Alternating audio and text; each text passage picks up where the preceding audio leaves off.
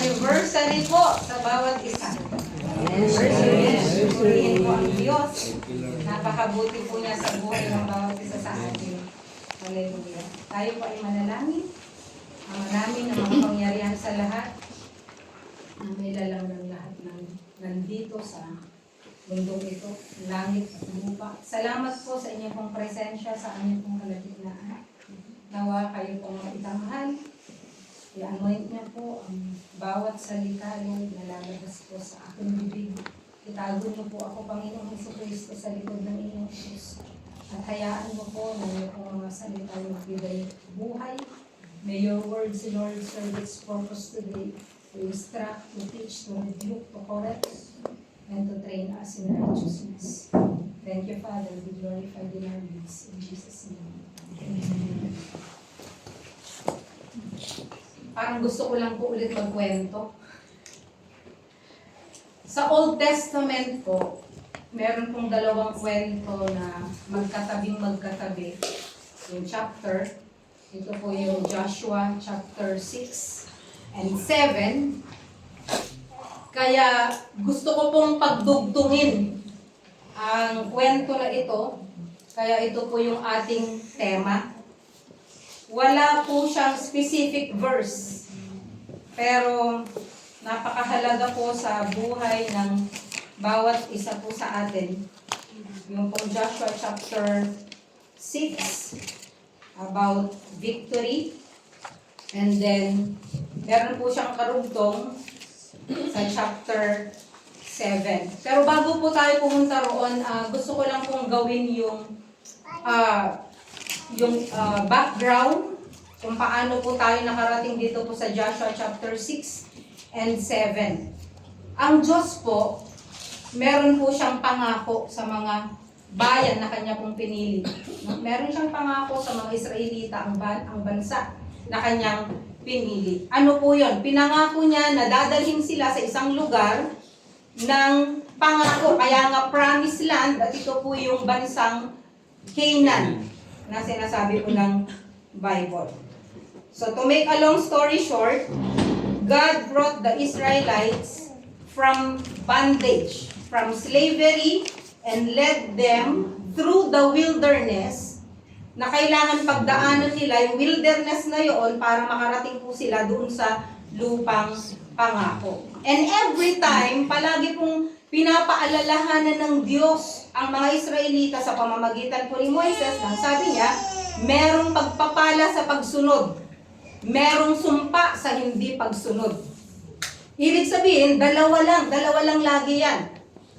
Blessing, kapag ikaw ay susunod sa Diyos, sumpa.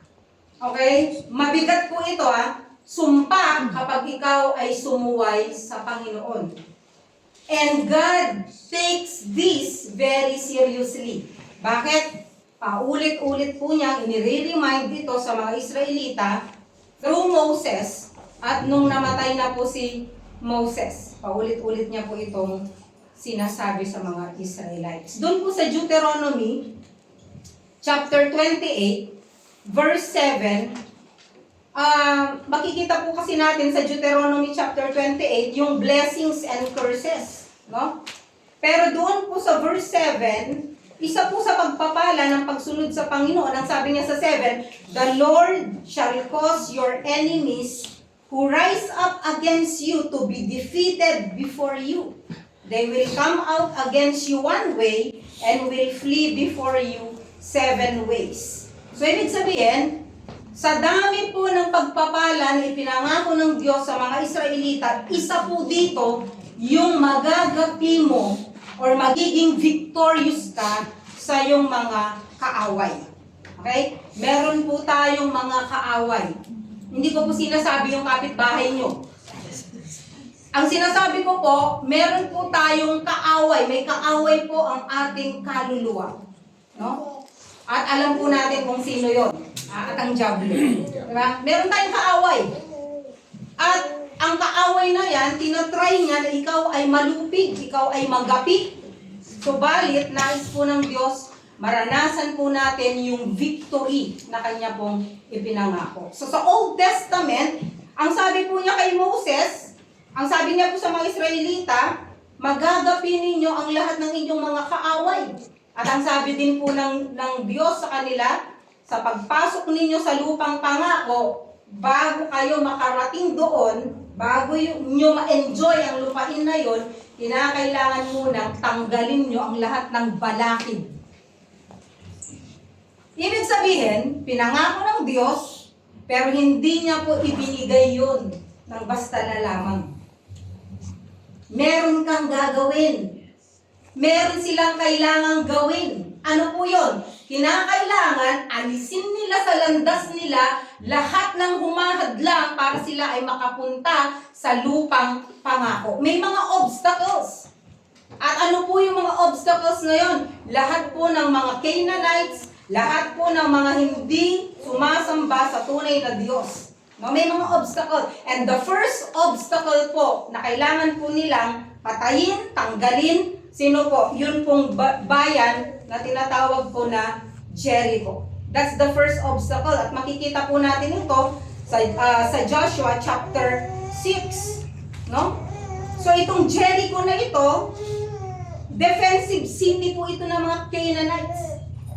Makakapal yung mga pader, matataas po ang pader. Yung pader po nila, hindi kagaya ng pader na isa lang na ganon. Yung pader na yan ay napakakapal at hindi mo ito basta-basta mabubuwag. So alam nyo po, mga Israelis hindi naman yan trained to fight. Hindi po sila trained to fight, hindi sila fighter. No?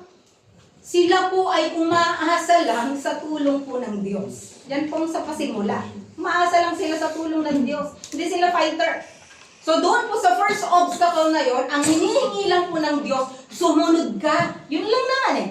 Sumunod ka and I will do the rest. Alam niyo po ba kung paano nila pinagtagumpayan yung Jericho?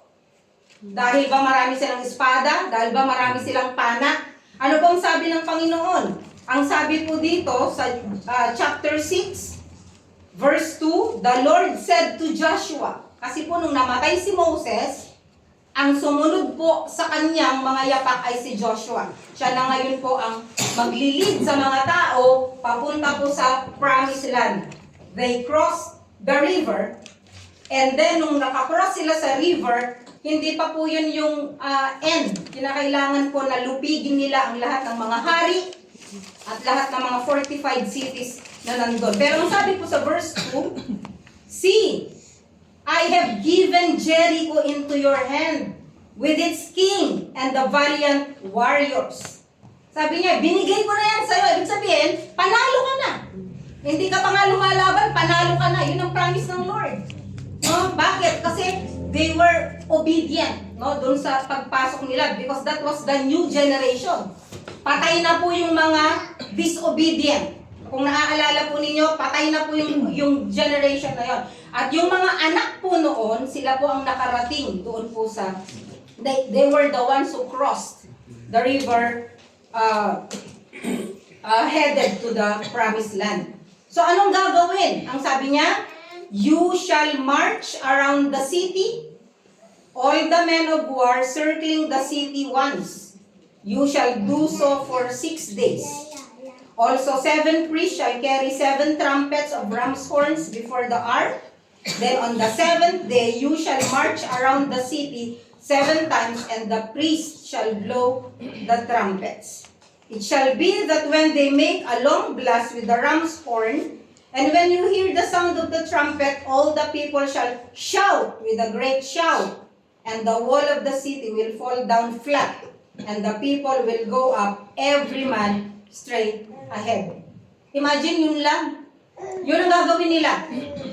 Pero hindi sila nagtanong. Diba? Ang sinabi lang, nung sinabi ng Diyos kay Joshua, si Joshua, sinabi niya sa mga elders, sinabi niya yun sa lahat ng mga Israelita. Anong sabi? Ikutin nyo ang buong Jericho. Kaya dito natin nakuha yung Jericho March. Okay? Ikutin nyo, maglakad lang kayo. Ikutin nyo isang beses sa isang araw, gawin nyo for 6 days, at sa ika-4 na araw, sabi niya, umikot kayo ng ilan? 7 times. Afterwards, ilang beses silang umikot? 13. So, ang sabi ng Panginoon, umikot lang kayo, umikot lang kayo. And then, sabi niya, yung 7 priests, magdadala sila ng 7 trumpets. Tapos, yun nga, kapag sinabi niyang ganon, kapag narinig niyo yung sound ng trumpet, sumigaw kayo ng sabay-sabay. Hindi ko alam kung anong sinigaw po nila. No? Pero sumigaw kayo ng sabay-sabay and the walls of Jericho, no, tumbled down. Ganun kasimple.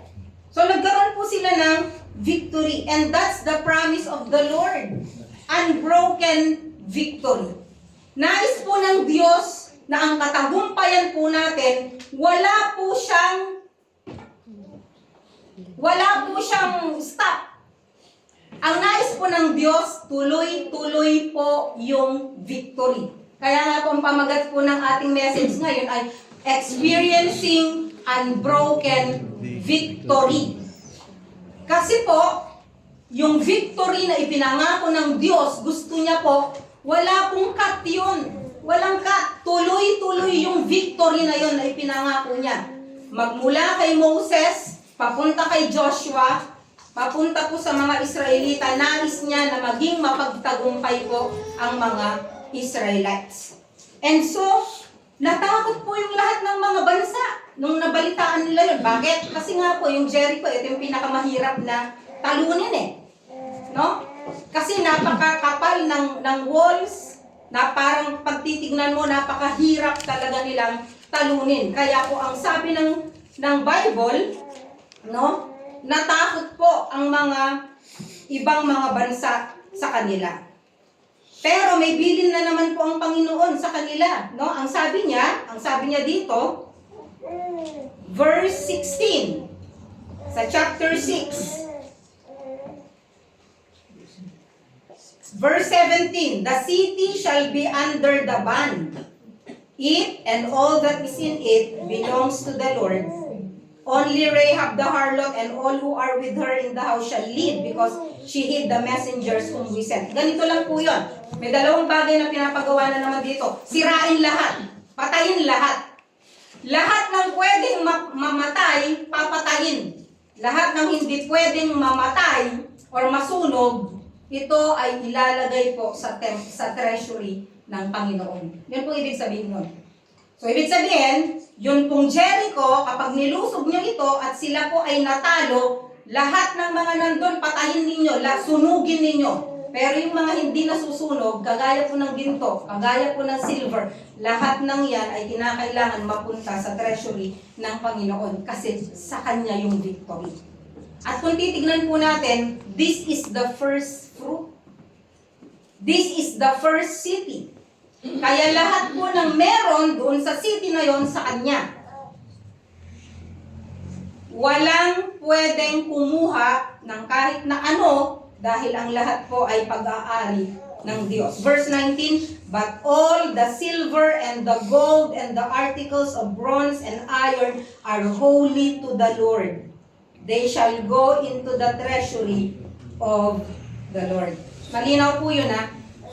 Isa po sa bilin, pinakabilin-bilinan po ng Panginoon ay destroy everything, everyone, at ang lahat po ng mga makikita doon, kinakailangan, ito po ay pag-aari ng Panginoon. Verse 24, they burned the city with fire and all that was in it. Only the silver and the gold and the articles of bronze and iron they put into the treasury of the house of the Lord. With the exception of Rahab, of course. Dahil itinago niya po yung mga spies. At ang Diyos kasi kapag nangako, tinutupad niya yung pangako niya.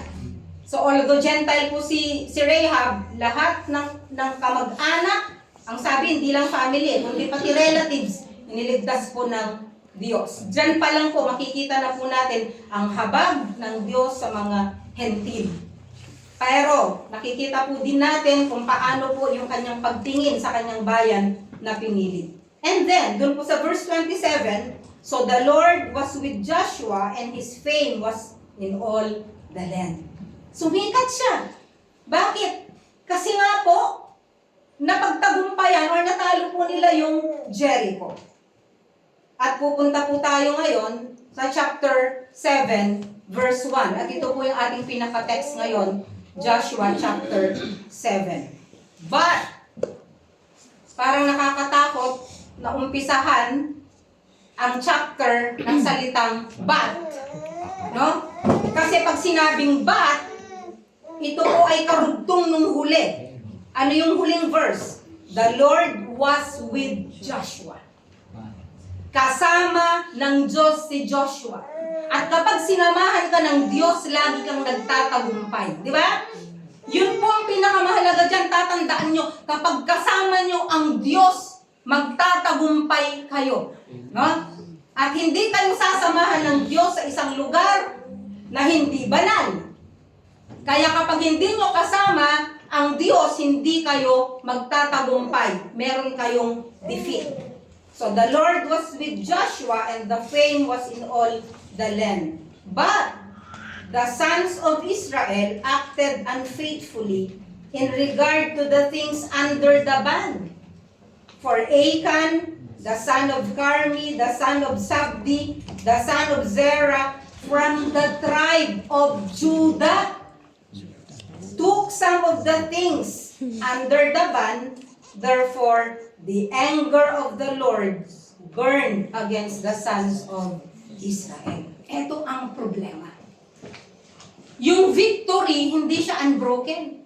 It was broken. Bakit? Natalo po ngayon sila doon po sa lugar na tinatawag na AI. Sabi po ng iba, ay. Sabi po ng iba, aya. No? Pero bibigkasin ko na lang po na AI. Okay? So they were defeated. Yung first major obstacle po nila na Jericho, na kinatatakutan ng lahat, no? Natalo po nila. Now they have another obstacle, a smaller city, a very small city called Ai, just a small city. But they were defeated. Natalo sila.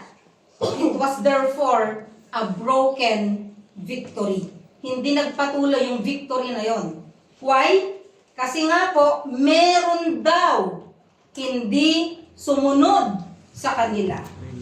So ano po ang matututunan natin dito? Victories can be followed by defeats.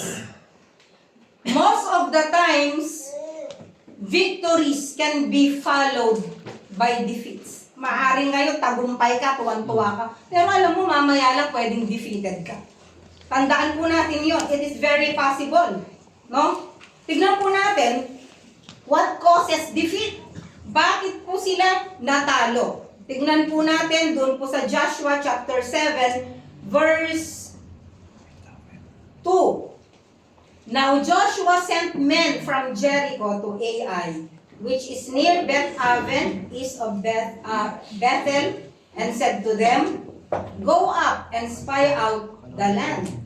So the men went up and spied out Ai. They returned to Joshua and said to him, Do not let all the people go up. Only about 2,000 or 3,000 men need to go up to Ai. Do not make all the people toil up there, for they are few. Okay? So about 3,000 men from the people went up there, but they fled from the men of Ai. The men of Ai struck down about 36 of their men and pursued them from the gate as far as Shebarim and struck them down on the descent, so the hearts of the people melted and became as water. So ibig sabihin, yung maliit na bansa na yun, yung maliit na lugar na yun, natalo sila at namatay pa ang 36 na mga ipinadala out of the 3,000 men na ipinadala po doon. So what causes defeat? Number 1, confidence on past victory. Alam nyo, kapag ikaw nagtagumpay ka sa isang bagay, napaka-normal na maging overconfident ka. Halimbawa, ay, kaya ko na yan. Nakaya ko kahapon, kaya ko pa rin. We did it yesterday, we can do it today. Di ba? Bakit? Pumapasok po, nagkikreep in yung pride. No? And we know that the Bible says that pride goes before destruction. and a haughty spirit before stumbling. Proverbs 16:18. Diba? Pag nagkaroon ka ng pride sa puso mo, babagsak ka na. Yun lang yun. Ano pang sabi ng mga tao? Huwag mo nang papuntahin yung mga tao kasi papagurin mo lang sila. Para bang napagod sila sa Jericho, hindi naman sila nakipaglaban. Diba? Hindi naman sila nakipaglaban sa Jericho. It was God's victory. Pero ang sabi po ng mga elders, no? Joshua, huwag mo nang papuntahin yung mga lahat. Mamili ka na lang ng 2,000, 3,000 kasi ang liit-liit. Sabi niya, they are few. Presumption. No? They presume na kaya nila. They presumed also that God was with them. But in fact, wala na ang Diyos sa kanila. Why? Because of the sin. Because of the sin of Achan. They never stopped to check. Di ba? Ano pa? Prayerlessness. Nag-pray ba sila? Lack of guidance and counsel from the Lord. They did not pray. Hindi sila nag-pray. Kaya nga dun sa Joshua chapter 7 verse 10, nung natalo na sila, doon lang nag-pray si Joshua. Joshua chapter 7 verse 10, nirebuke siya ng Diyos. Ang sabi niya, rise up, why is it that you have fallen on your face? Ibig sabihin, ba't ka nananalangin ngayon lang? Tumayo ka dyan. No? And many times, prayer is our last resort. The Lord rebuked me just now. Sabi ko kanina, tumawag na ambulansya. Pagkasabi ko nun kanina, the Lord just rebuked me. Ba't mo sinabi yun? Ang sabi niya sa akin, sa spirit ko, you stand there and pray and rebuke the work of the enemy. And I obeyed. Alam niyo yun? Sometimes, kahit sa bahay po natin, pag meron tayong problema, pag nagkakagulo tayo, lahat na lang solusyon gagawin natin, di ba? Pero, ang gusto pala ng Panginoon, the first thing that you do is to pray. Yun ang gusto niyang gawin mo. Alam niyo, ito pong si Joshua, siya yung leader. Natalo nilang Jericho, tuwang-tuwa sila. Kaya ang sabi niya, paki-spy yung susunod natin na pupuntahan. He did not listen to the Lord. Hindi nga niya tinanong na, Lord, aabanti ba kami? O mag-i-stop kami? Anong gagawin namin? They did not even stop. Bakit? Nagkaroon ng pride na para bang victory nila yun. It's not their victory, it's God's victory. Nag-presume sila na, okay na. Mananalo na tayo. Kaya kahit na 2,000, 3,000 na lang ang pumunta, okay na yan. Minsan ganun tayo, di ba? Kahit na hindi na ako mag-review, mani-mani na lang yan. Ay, kasama ako sa top 1. Lagi akong top 1. Hindi na ako mag-aaral. O kaya, pumasa naman ako, last sem, papasa ulit ako. Hindi na ako mag-aaral. Bago na lang mag-test, doon ako mag-aaral. Minsan ganun tayo, di ba? Kasi nga, many times, victory has a way of making us complacent. And careless. And proud. At nagtitiwala sa sarili nating kakayahan. At kung nag-pray lang agad si Joshua, sasagutin siya ni Joshua. Huwag ka munang pupunta ng AI, i-deal mo muna yung isang miyembro mo doon. Dahil nagkasala siya. Kaya lang, hindi. Umabante siya eh.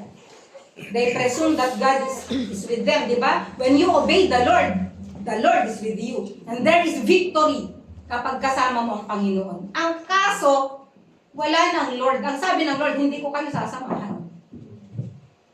Pero hindi nila alam. Bakit? Hindi sila nagtanong. You have to ask. Okay? So yung una, bakit po na-defeat sila? Because of confidence. No? On past victory. Pangalawa, covetousness. The sin of Achan. What is covetousness? Covetousness is an unlawful desire that grows in your unsatisfied heart. Kapag ang heart mo hindi satisfied sa kung ano ang meron ka, nagkakaroon ka ng strong desire na maging sayo ang isang bagay na hindi dapat maging sayo. That is covetousness. Kaya nga, mapansin po ninyo na isa sa 10 Commandments yan. Thou shall not covet thy neighbor's wife, and thou shall not covet thy neighbor's goods. Nung bata ako, akala ko, ay magaan lang ito na kasalanan kasi hindi ka naman pumatay. Pero matindi palang covetousness. Kasi magmula sa covetousness, doon lumalabas ang lahat. No? So si Achan, naging covetous po siya. Ano po ang sabi sa 1 John chapter 2 verse 15? Sabi niya, do not love the world or the things in the world. Minahal niyang sanlibutan. If anyone loves the world, the love of the Father is not in him. No? Nagkaroon po ng kasalanan si Achan. Bakit? Kasi na-imagine niyo po na siguro nang hinayang siya. Naglalakad siguro siya. And then, biglang nakita niya, may gold. May silver. Tapos nakakita pa siya ng Babylonian garment. Yung, garment from Shinar. Pero dapat, naisip niya sa Panginoon ito. Alam niyo po, may mga bagay na sa Panginoon, pero hindi natin binibigay sa Panginoon. That is a cursed thing in your life. Remember that. Anything that belongs to the Lord should be His. At lahat ng bagay na kinikip mo at ayaw mong isurrender sa Panginoon but belongs to God, habang nasa sayo yan po ay sinumpa. The glory belongs to the Lord. If you grab the glory that belongs to the Lord, you are putting curse into yourself. Diba? Halimbawa, yung galing-galing ko. Or tinulungan ka ng Diyos na ma-accomplish mong isang bagay and you are thinking na ang galing ko. No. You have to give the glory to the Lord. The gold is mine, the silver is mine. Lahat po yan ay sa Panginoon. At wala tayong glory na dapat nakukunin dahil ito po ay para sa Panginoon. So, how did Achan fall into sin? Paano po siya? Alam nyo, wala naman nagkakasala na nabiglaan eh. Ay, nabigla ako, nagkasala ako. Walang ganun. No? Pasensya na. Aksidente lang ang nangyari. Walang aksidente. Sasabihin ng asawang lalaki sa asawa niyang babae, aksidente lang yun. There was covetousness. Meron kang inaalagaan sa heart mo na hindi mo sinurrender sa Lord, kaya na-defeat ka at hindi ka nagkaroon ng victory. At marami pong mga bagay sa buhay natin na defeated tayo pero hindi yun ang intention ng Diyos sa buhay natin. He wants us to be victorious.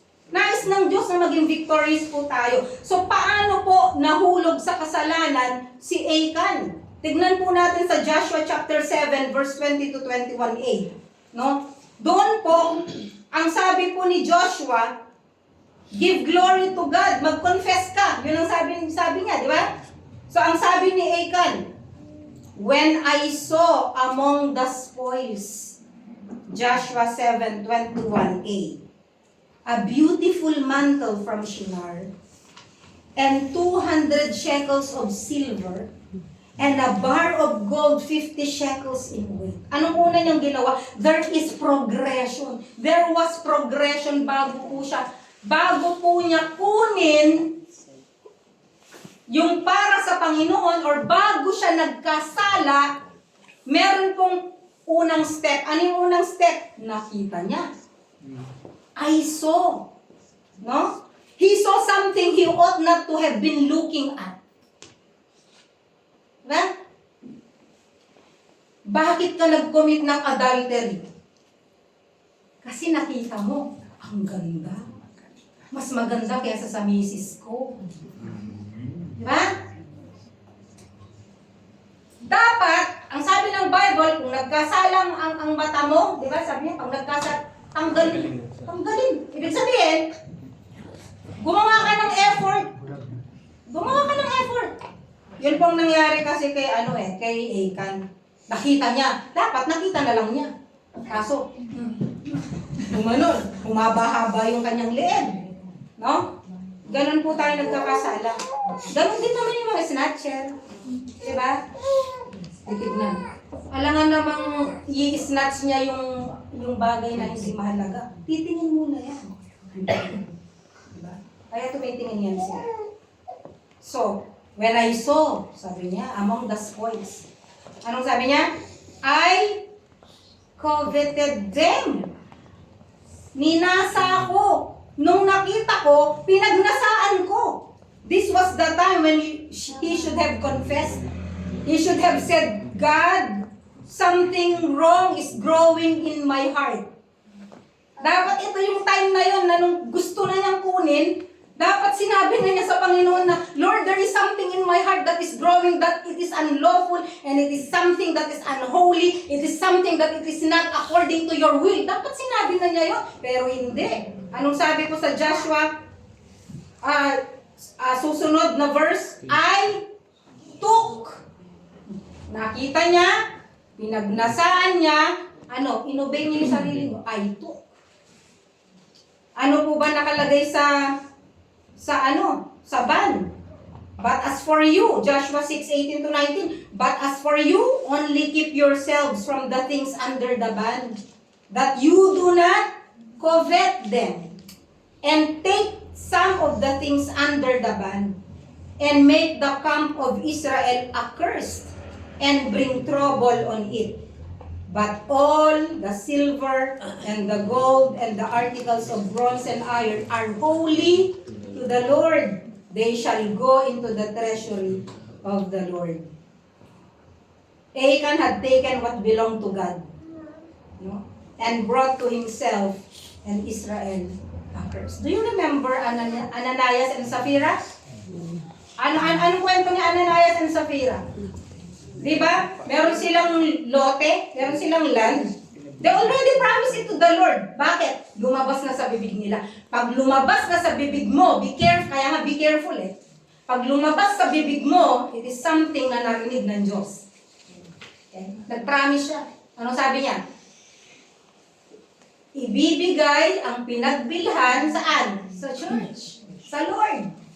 Anong ginawa nila? Anong sabi niya? Kalahati na lang bigyan natin. Pero, kunyari binigay natin lahat para malaman nila na generous tayo. So, kalahati lang ng binigay. Nag-speak ang Lord. Diba? They lied to the Holy Spirit. Ano nangyari?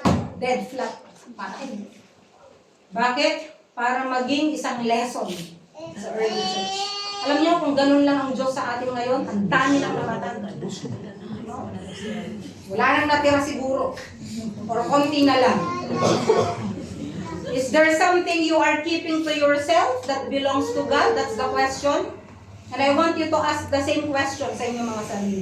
Meron ba kayong tinatago na dapat ay sa Diyos? So pangatlo, bakit sila na-defeat? It's because of concealed sin. Concealed means hidden.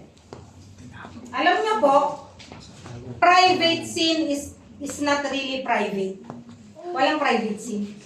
Maaaring hindi ka nakita ng tao, nakita ka ng Diyos. Siguro sabi ni Achan, walang nakakakita. Gabi yun eh. Okay? Gabi yun. Walang nakakakita, kinuha niya. Anong ginawa niya? Hinukay niya sa loob ng kanyang tent. Doon niya tinama. Can you really enjoy a stolen thing? Kunyari, sabi ko sa sarili ko, ang ganda naman ng damit ni Sis Rosemar, gusto ko yun. Kaya kabahay ko, kinuha ko. Alam mo, ma-enjoy mo ba yun? Hindi mo magagamit. Bakit makikita? Pero nag-enjoy ka lang na nakikita mo and knowing that I own it now. Illegally. Hindi mo may pan-display. Di ba? Okay. Kaya kapag ka-illegal din yung mga alam nyo na, hindi nyo makapan-display yan. Di ba? Kaya always go legal. Concealed sin. Anong sabi? This is the worst of all. To hide it. To cover it. At para bang walang nangyari. Anong sabi niya? And behold, they are hidden. They are concealed in the earth inside my tent with the silver underneath it. Bago ka maghukay sa loob ng iyong tent, sinong nandun? Sinong nandun sa tent? Sinong mga nasa tent? Pamilya. Kasi di ba nung nag-ano lang sila, wala naman silang mga bahay. They just live on tents. Sinong nasa tent? Pamilya niya. Imposible na sasabihin nung asawa o nung anak, uy, wala kami kinalaman dyan. May mga bagay na alam ng pamilya mo. And yet, kinukonsinti nila. Dapat yung asawa, sinabi niya, ano yung hinukay mo yan? Kaya maganda, meron kang asawa na nagbabalanse sa'yo. Kung ikaw ay, alam nyo na. Mahirap ako ngayon. Nagbabalanse. So remember, hidden sin is never really hidden. Someone saw it. Almighty God. Hindi siya Diyos, kundi niya alam ang lahat ng bagay. Joshua chapter 7 verse 11, di ba sinabi ng Diyos kay Joshua, ay, bumangon ka nga dyan, bakit ka nandyan? Bakit ka na nagaganyan? Ano sabi niya? Israel has sinned, and they have also transgressed my covenant, which I commanded them. And they have even taken some of the things under the ban, and have both stolen and deceived. Moreover, they have also put them among their own things. No? So, ang sabi ng Diyos, nagkasala ang Israel. Etong mahirap eh. Yung kasalanan mo, hindi lang ikaw ang apektado eh. Buong Israel. Kapag ikaw ay mananampalataya, ikaw ay Kristiyano, buong Kristiyano. Buong Rema. Kunyari, nabalitaan, ganitong ginawa mo, uy, nag-a-attend yan sa Rema. Ay, lahat ng Rema, ganyan. Kay Kapito, hindi sinabi dito na Achan sin. Achan and his family sin. Anong sabi ng Diyos? Israel has sinned. And they also transgress my covenant. Diba? The curse of God is upon sin. Alam po natin yan. Kaya nga namatay si Jesus Christ sa cross eh. Because God hates sin. And hidden sin will bring you into ruin. Alam nyo, paminsan ang kasalanan, masarap lang yan sa umpisa. It's like alam nyo, poison. Yeah. But you will not suffer alone. Ang consequence kasama ang pamilya mo, kasama ang mga mahal mo sa buhay, kasama ang community kung nasaan ka. Ang sabi nga ng Romans 14 verse 7, di ba, walang nabubuhay para sa sarili lamang. At walang sino mang namamatay para sa sarili lamang. Ibig sabihin, we are connected. Kasi, if we consider ourselves as part of the body of Christ, yung sakit ng isa, sakit ng lahat. Di ba? Ngayon, kung hindi mo feel ang sakit ng isa, hindi ka member ng family. Mama. Kasi kung kapamilya mo, ramdam mo ang sakit eh. Wow. Pero kung wala kang concern sa isang family member, maybe you're not really a family. Baka kunyari lang, pamilya ka, pero hindi. No? Pamilya pag may kailangan. Hidden sin is never really hidden. Pangalawa, hidden sin dishonors God. Joshua chapter 7 verse 9, nung nag-pray po si Joshua, sabi niya, Lord, malalaman po ng lahat kung paano po kami natalo at ano na po ang sasabihin nila sa inyong dakilang pangalan. Diba? It will dishonor God. Alam nyo, kapag nagkakasala tayo ng mga Kristiyano, hindi lang tayong napapahiya, ang pangalan ng Diyos na dala-dala po natin ang napapahiya. Kaya be careful po. Pangatlo, hidden sin defeats the church. No? Anong sabi sa Joshua chapter 7 verse 12? Therefore, the sons of Israel cannot stand before their enemies. They turn their backs before their enemies. for they have been accursed. I will not be with you anymore unless you destroy the things under the ban from your midst. Kanina po dun sa Joshua chapter 6 verse 27, kasama ng Diyos si Joshua. Ibig sabihin, pati buong Israel. Pero ang sabi po sa Joshua 7 verse 12, I will not be with you anymore. Hindi ko na kayo sasamahan. Bakit? Disobedient kayo eh. No? Kaya ang sabi ng Diyos, yun ang dahilan kung bakit wala kang victory. Ikaw ba'y talunan? Baka meron kang tinatago na kailangan mong ma-uncover.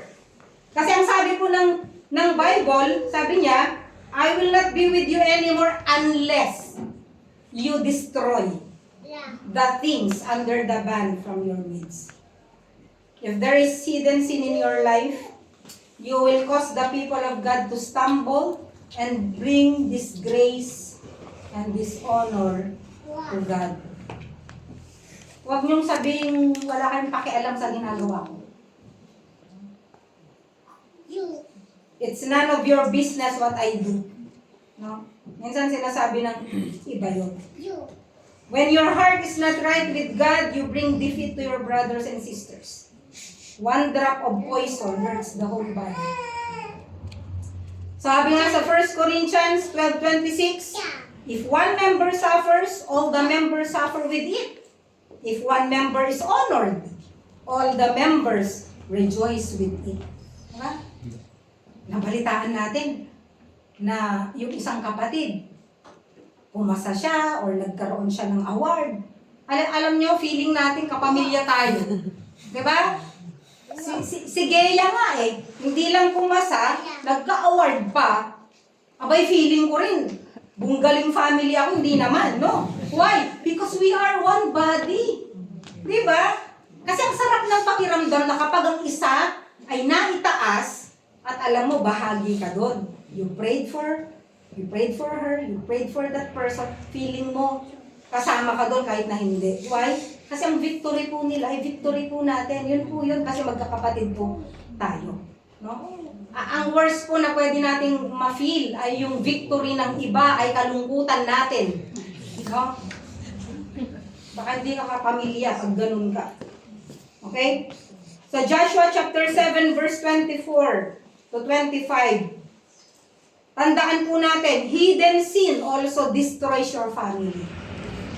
Sisirain ang pamilya mo ng nakatagong kasalanan mo. Ang example po dito, yung nangyari kay Achan. Verse 24 to 25. Then Joshua and all Israel with him took Achan, the son of Zerah, the silver. Kinuha yung silver, kinuha yung mantle, kinuha yung bar of gold. Ang problema, hindi lang yun ang kinuha eh.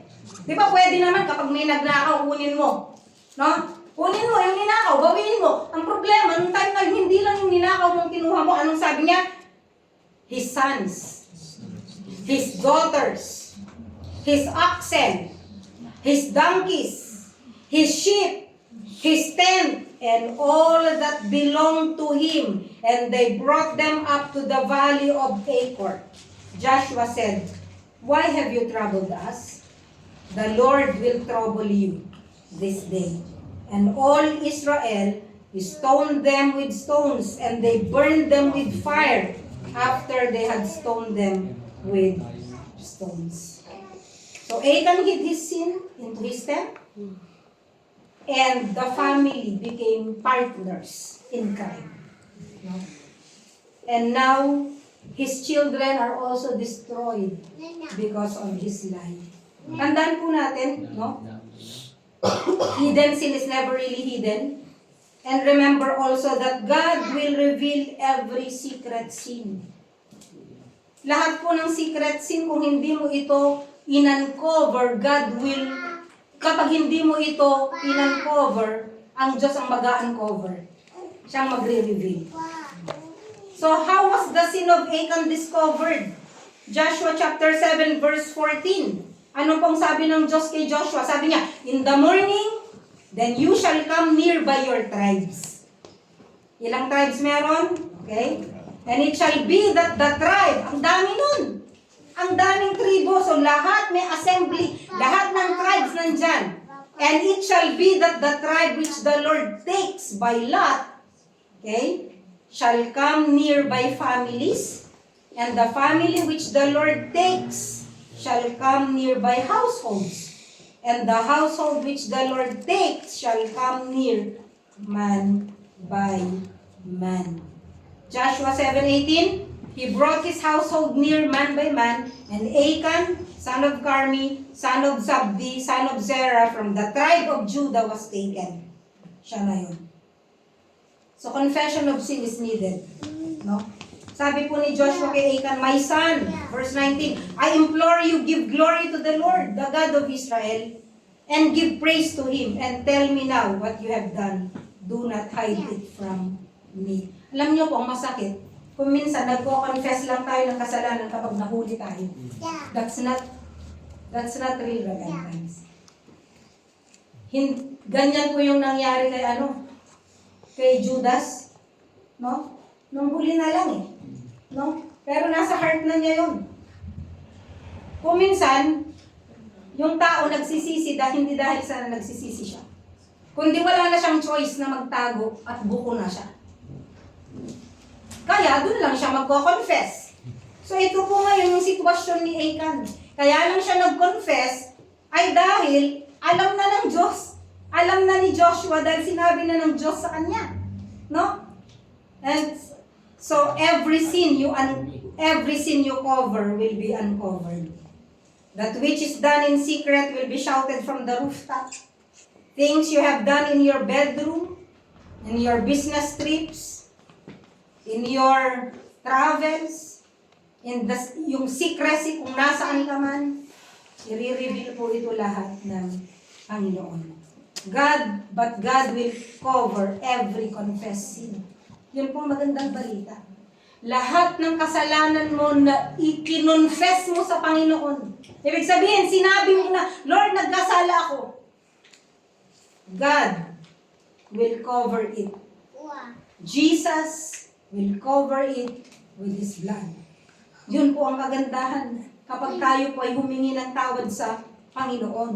Ang sabi po sa Proverbs 28:13, He who covers his sins will not prosper. Ang lahat daw po ng nagtatakip ng kanyang kasalanan ay hindi magpa-prosper. But whoever confesses and forsakes them will have mercy. Dalawang bagay. You confess it and you forsake it. Yung iba confess and then babalik ulit mamaya. Total, patatawarin naman ako ng Diyos. No! Alam ng Diyos yan. Huwag mo lolokohin ng Diyos. Pwede mo kaming maloko, pwede mong maloko ang pamilya mo, pwede mong maloko ang bawat isa sa amin, but you can never fool God. Ang nais ng Diyos, pag nag-confess ka, no, you forsake that sin. Doon mo malalaman na tunay na nagsisi ka sa iyong kasalanan.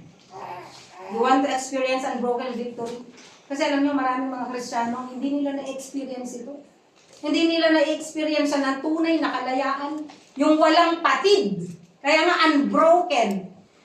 God promised an unbroken victory. Ibig sabihin, yung victory na to, parang isa lang siya. Singular. Wala siyang patid. That is unbroken victory. You want to experience unbroken victory? Number 1, beware of self-confidence. Mag-ingat ka. Sabi nga ni Apostle Paul, mag-ingat ang isang tao na sasabihin niyang siya'y matatag. Kasi pwede siyang bumagsak. Ay, malakas ako dyan. Pupunta ako sa binggohan, pero hindi ako tataya. No. Isang araw nakaupo ka na doon. Bingo pa more. Tapos nakautang ka na, lahat-lahat. Porsyentuhan pa yung utang mo dahil nalulung ka sa sugal. No? Beware of self-confidence. Kaya ko yan. Hindi ako mapapainom. Ano, hindi ka mapapainom? Ikaw nga nag-alok ng inom. Beware of self-confidence, overconfidence, and reliance on past victories. or one's own abilities can lead to presumption, fear, and failure. Put your confidence in the Lord. Kaya nga po, alam nyo, doon po sa John 15:5, ang sabi, di ba, apart from me, you can do nothing. Kung wala ako, sabi ng Panginoon, wala kang magagawa. Totoo po yun. May mga times in my life na meron din akong overconfidence. At pinapakita ng Lord sa akin, right there and then, without me, you can do nothing. Kung wala ako, wala kang magagawa. Ang sabi po sa Philippians 4:13 naman, I can do all things through Christ who gives me strength. Proverbs 3:5-6, trust in the Lord with all your heart and lean not on your own understanding. Yun yung overconfidence. You lean on your own confidence, on your understanding. Ganito gagawin ko, ganito, ganyan. Di ka nga nag-pray. Sometimes yung solusyon na akala mo yun ang solusyon sa oras na yun, hindi yun ang solusyon na gusto ng Diyos.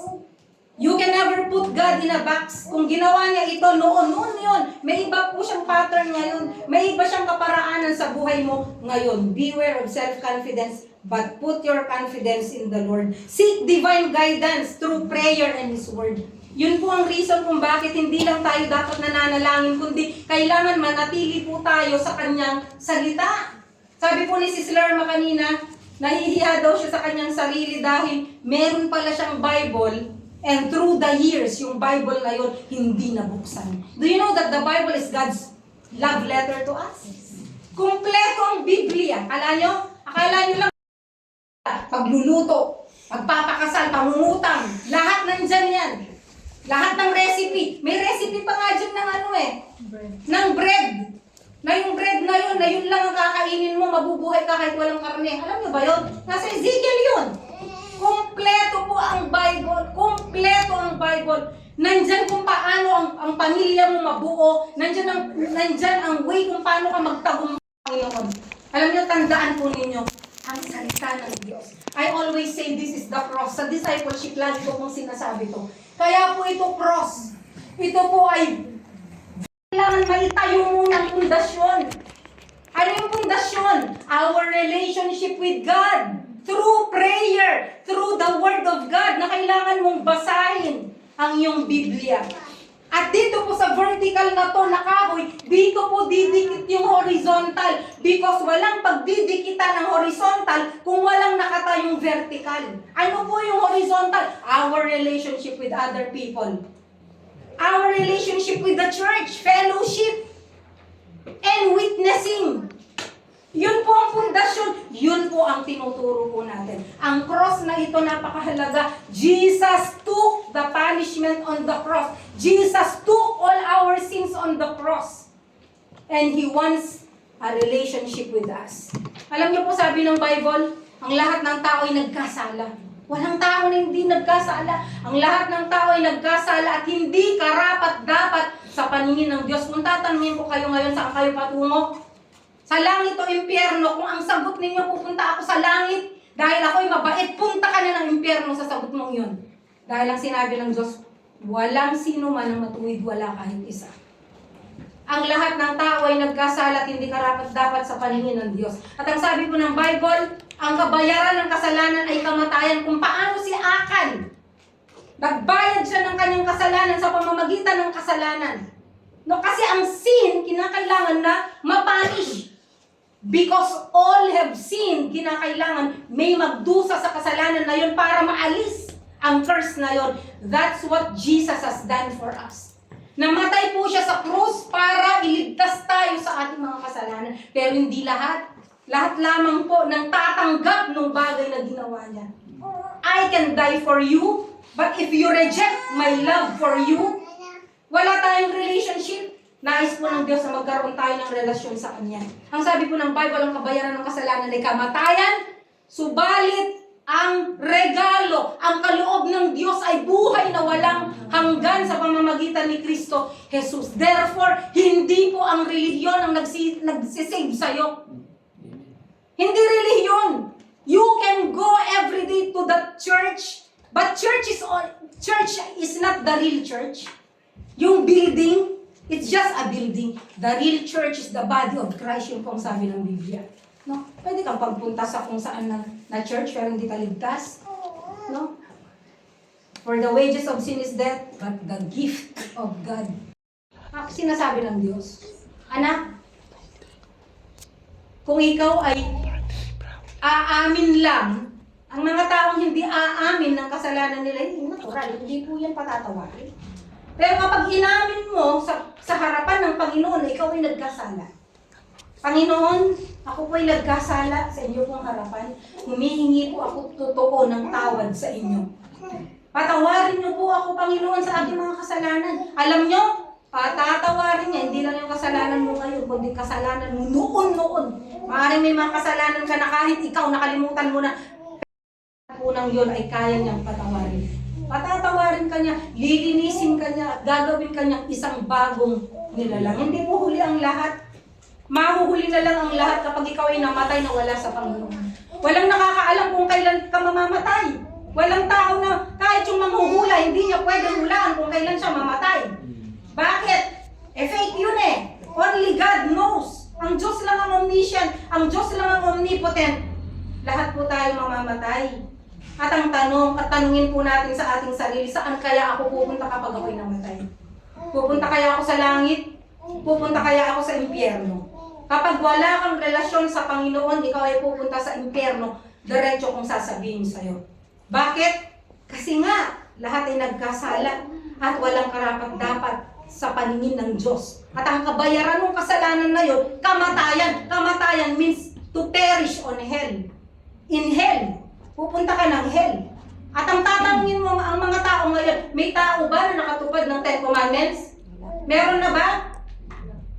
Kahit po si Abraham, si Isaac, si Jacob, mga disciples, walang nakatupad sa commandments ng Diyos. Tayong makapunta sa langit kapag atin pong ibinigay ng tawad sa Kanya, patatawarin niya po tayo.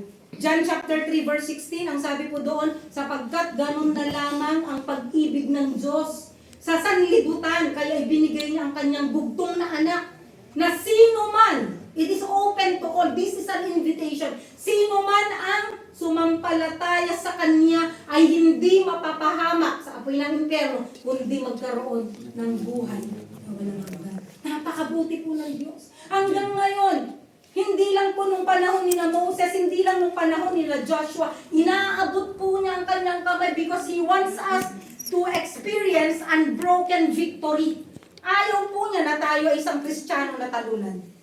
Ayaw niya po na ang Kanyang isang nilikha ay talunan. Kapag wala si Kristo sa buhay mo, talunan ka na.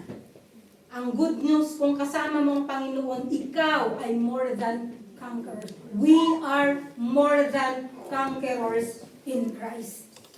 Pero, hindi mo ma-experience yun. It will be broken. It will be a broken victory kung hindi ka nag-o-obey sa Panginoon. How to experience unbroken victory? Trust in the Lord, confidence in the Lord. Check your heart for any sin from time to time. Lord, meron ba akong inaalagaan sa puso ko na kasalanan na hindi ko mailabas?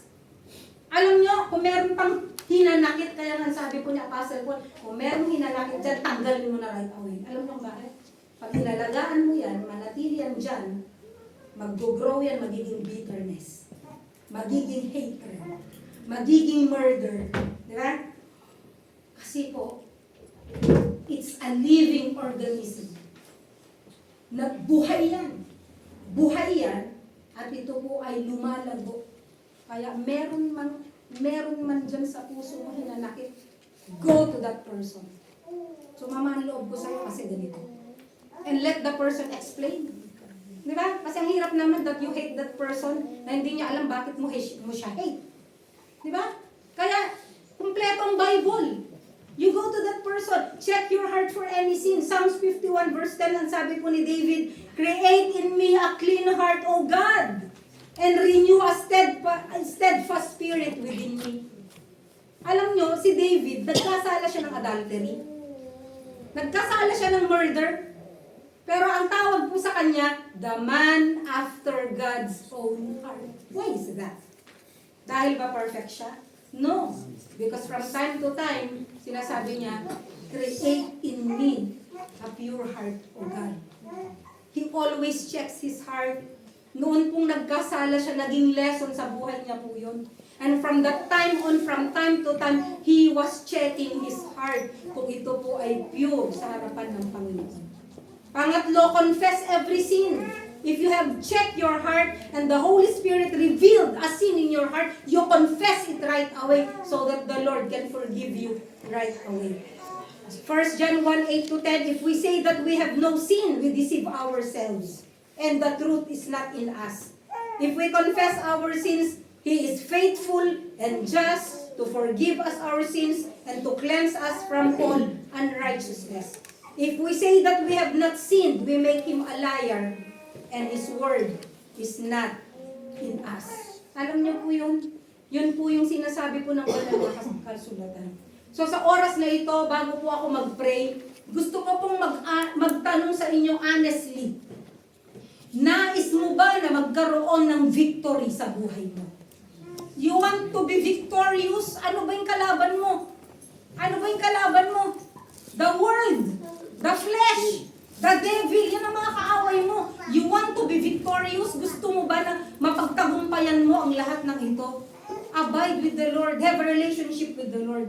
At kung sa oras na ito, ako'y magtatanong po sa inyo ng may sinseridad, nais nyo po ba na magkaroon ng relasyon sa Diyos? Gusto nyo ba siyang tanggapin sa buhay nyo bilang Panginoon at tagapagligtas?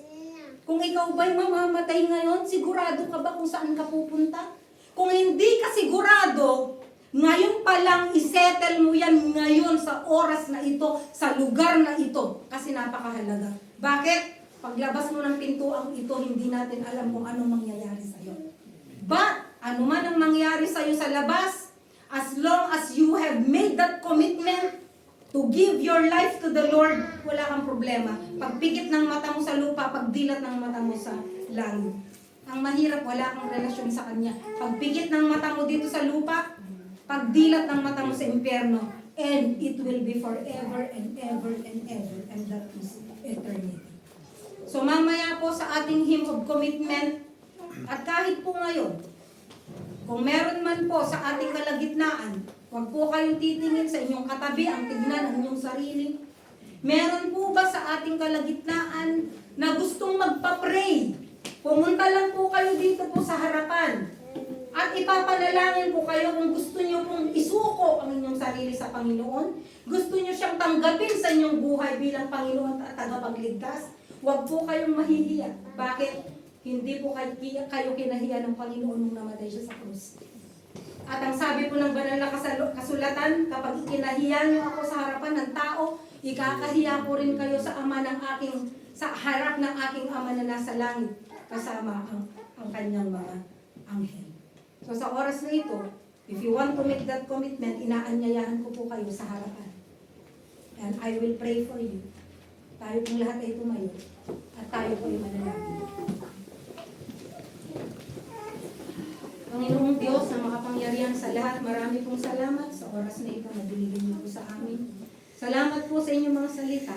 At kung meron man po sa aming kalagitnaan sa oras na ito na nais kayong tanggapin sa kanyang buhay, bilang Panginoon na tagapagligtas, bigyan niyo po siya, Lord, ng katapangan na pumunta rito sa harapan. Kung meron man po sa aming kalagitnaan na meron pong gustong isuko sa inyo, gusto magkaroon ng recommitment sa inyo, Panginoon, Lord, bigyan niyo po sila ng katapangan upang sila po ay pumunta sa harapan, upang sila po ay dumulog sa inyo, humingi ng kapatawaran upang magkaroon po ng panibagong buhay. Salamat po, Panginoon, sa pangalan ni Jesus. Amen. Manatili lang po tayo.